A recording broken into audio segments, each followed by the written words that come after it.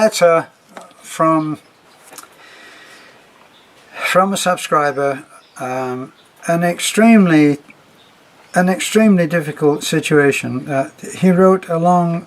I mean, this man obviously really needs someone to talk to. I always know this when I get a very long email from someone and they tell all kinds of information, which is just trying to get to a point where they actually feel that they've been heard, and I've been there myself. Okay, but anyway, I can say that this is Mike, and he is living in America. Okay, he is American, and the story goes back to a long time ago.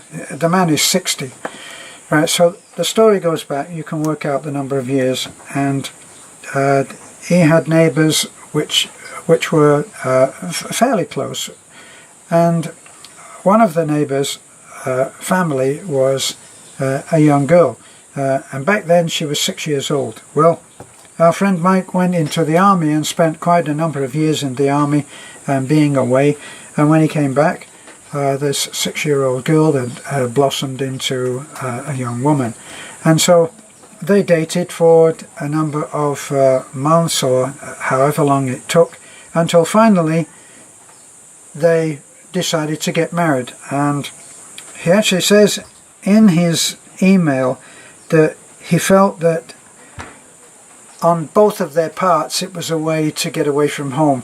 They were living in a familiar situation where the man was 29 years old, but he was required to live by very strict parental rules.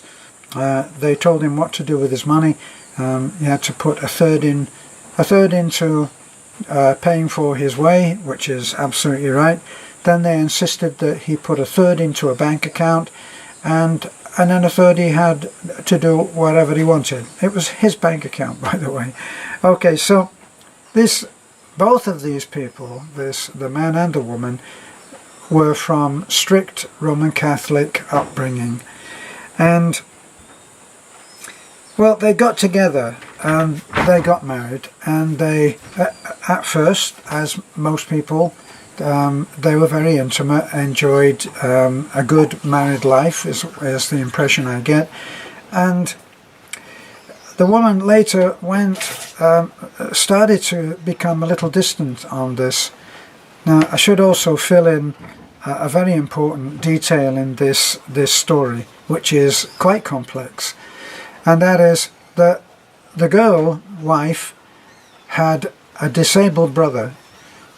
Now, at the time of writing, the disabled brother is now living with them, and he's 59. Our correspondent, our author of the letter, is 60. But the 59-year-old has the mind of a 10-year-old, if that. So it's a very tough situation. Now, why is he living with them? Well, when they started to get married, it was evident that this disabled man was being taken care of by the mother. The father had already passed. There were other siblings, but not anyone that the mother could trust to take care of the disabled man. So it almost came as a condition for getting married. He was asked to promise that when the mother died, he would take care of the disabled man. The brother would come to live with them, and they would take care of him. And he made that promise, and he has since said, I am bound by this promise, even though the mother is long gone and things have changed a lot. Because what's happening now is, as the man gets further on in his disability, he is making mistakes. And they have a gas cooker in the house, and at one point he left the cooker on, which burned whatever was in there with the fire and so on. But another one which was even more dangerous was that while he was doing one of his little chores that was entrusted to him, he bumped against the gas stove and actually turned the gas on enough to leak, but not enough to ignite. So it wasn't just a flame burning away, it was gas. Now fortunately our author could smell the gas. Unusual. In England they have a North Sea gas which is made up in such a way as it doesn't have any odour. Not such a good idea. But anyway, he recognised the smell and got over there quickly enough. But now it's established a fear that something could happen and this man could burn the house down. Now in among all of this, the relations between our man and his wife have deteriorated, not so much from a viewpoint of always arguing and it's stormy and all of that. They're both bound by their promises of marriage, by their strong Catholic upbringing.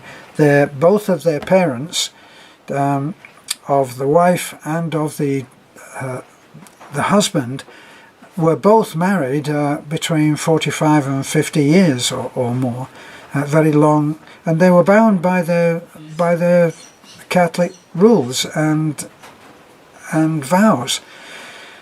So both our man and his wife feel the same thing, and it's not something that they're going to do.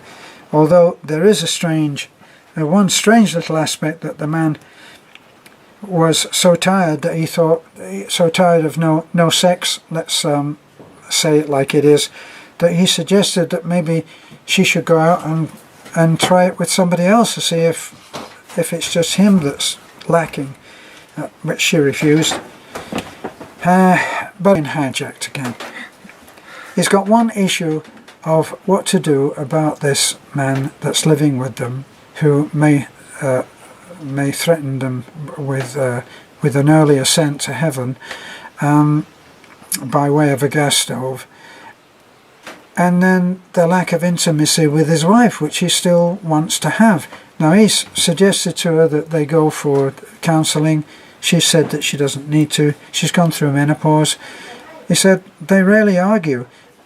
Kind of sounds to me like almost like a brother and sister arrangement now, in that's what they go through. They're not arguing, but there's no sex in the marriage, and this is an important part of the marriage and needs to be addressed. And my wife has gone all embarrassed now and is hiding behind my shoulder. So what to do is the thing, and this letter is more a cry not for help, but for just needing someone to talk to. Yeah. And because if on the first part of the problem he decides that the disabled man must go into a facility, and this inevitably will happen because neither are trained to handle the kind of thing that will happen. He's been like this since birth. They are not going to be able to handle this. It's not like he's been a normal, healthy, accomplished or talented even man who has the onset of Alzheimer's. That's not the way. This is something where he's never been completely right, and they're now taking all of this, and that may well be, Mike, it may well be the reason for why there is so much opposition to getting help with the idea of resuming intimacy. I'm a firm believer of, if it was good once, it can be good again. If it was good, and you say that it was good. Now, you also say that it was almost like a marriage of convenience, so that's a little contradictory. But you do say that you enjoyed, for a few years, you enjoyed a very intimate relationship.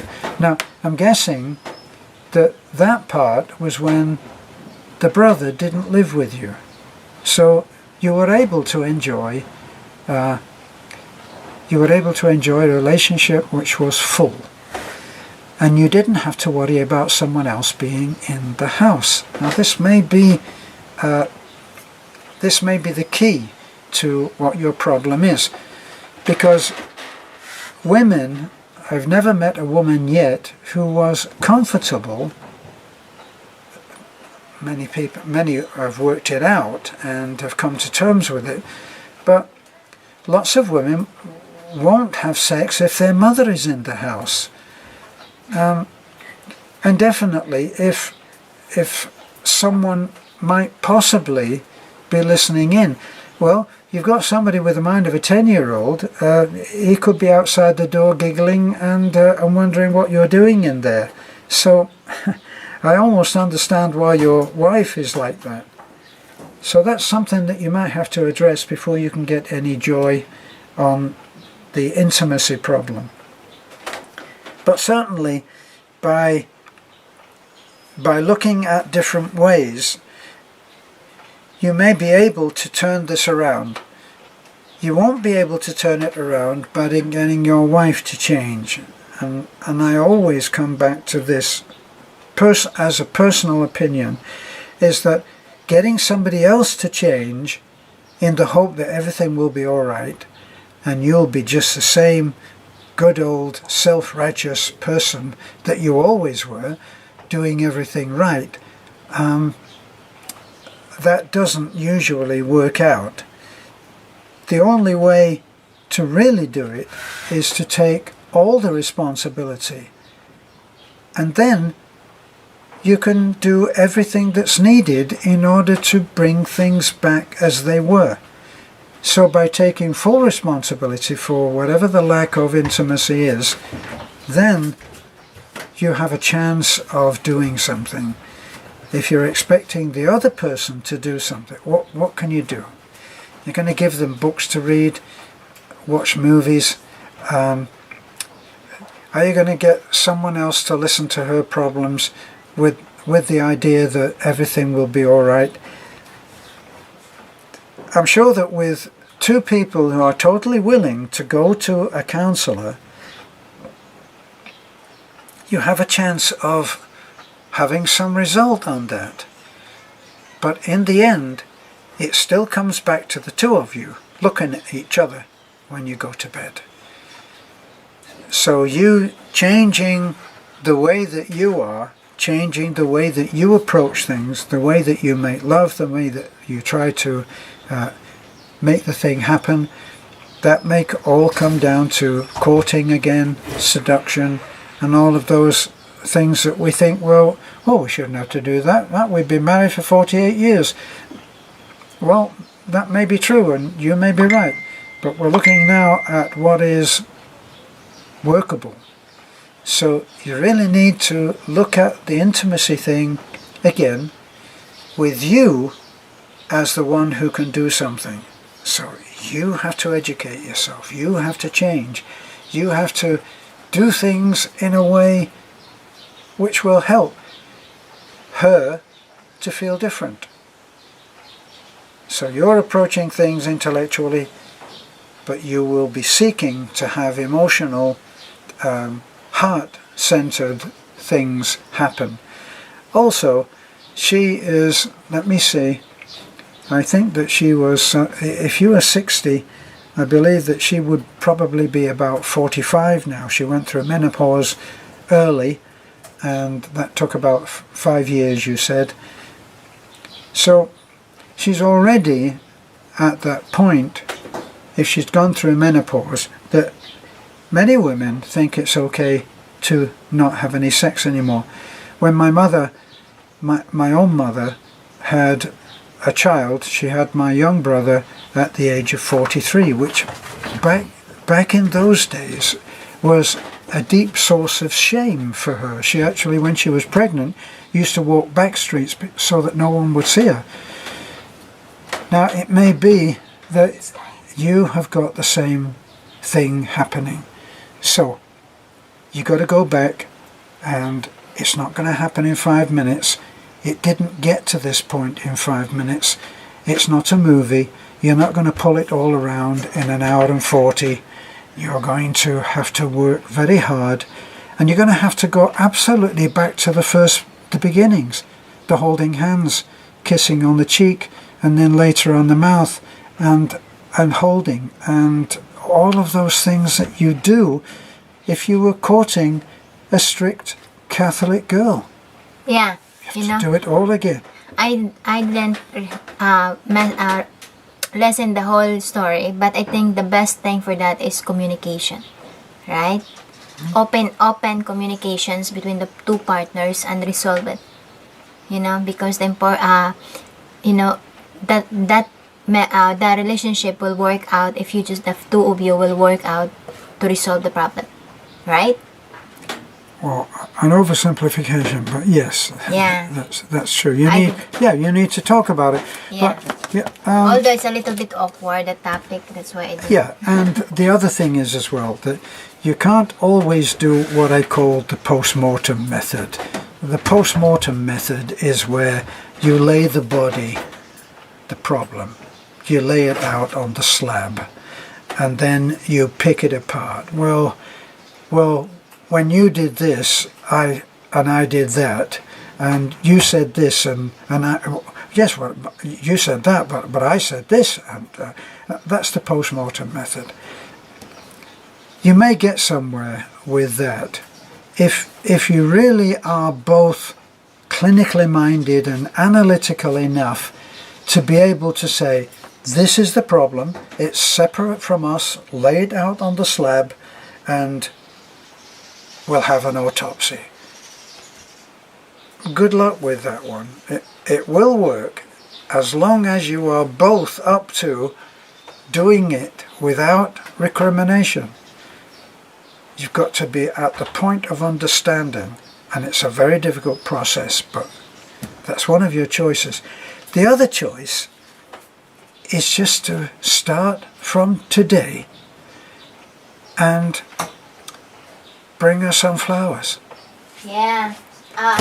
What do you call that, darling? Like boyfriend and girlfriend start courting each other. Yeah. Which is what I just said, isn't it? So you need to start from the beginning, and somehow it may help to know that you're starting from the beginning. If you don't know where the hell you are, then how can you know where to go? It's like being dropped down in the middle of a strange city and being told to go from A to B, and you don't know where A is. So how can you get to B? So in establishing where you say, this is where I am, this is where I'm going from, and point 0 is the best place to start. So if this were a completely different person who you were interested in, what would you do? Would you just call her up and say, hi, I just wanted to ask how you are, and okay, that was all, as long as you're okay. And then you ring off, and you do that the next day. And then maybe you might suggest that you go to the movies, find out a movie that she likes and take her there. To do those things which you would do right at the beginning, and do them happily, and don't do them analytically explaining everything. Well, honey, I thought that as we're not getting on very well, and I feel like going and putting a gun to my head and trying for the second bullet, I thought that we could see if we can rekindle something here. So we'll go in and this is what we'll do, and we'll act as a... No, just do it. You wouldn't do that. You wouldn't be analytical like that with this new girl. You wouldn't do that. So don't do it now. Just go and try to have a fun evening. And that may be the first thing that you do. Go and learn something about massage and give her a massage. All of these things matter. This is where you are doing something for her without return. Without return. In other words, you're going to give her a full body massage, and then you're going to let her go quietly to sleep. You're not going to jump her bones. Okay? Well, I gave you a massage, why can't you do one for me? No, that's not going to work. I wish you well, and please, you can always write to me again if it will help. I'm only giving you my opinion after all. This is a foreigner in the Philippines. Good luck, Mike. We all wish you well. And lots of people might, if our comments are enabled by the time that this goes up, there's always a chance that someone who is a lot cleverer than I am may come up with something that will help you. Bye.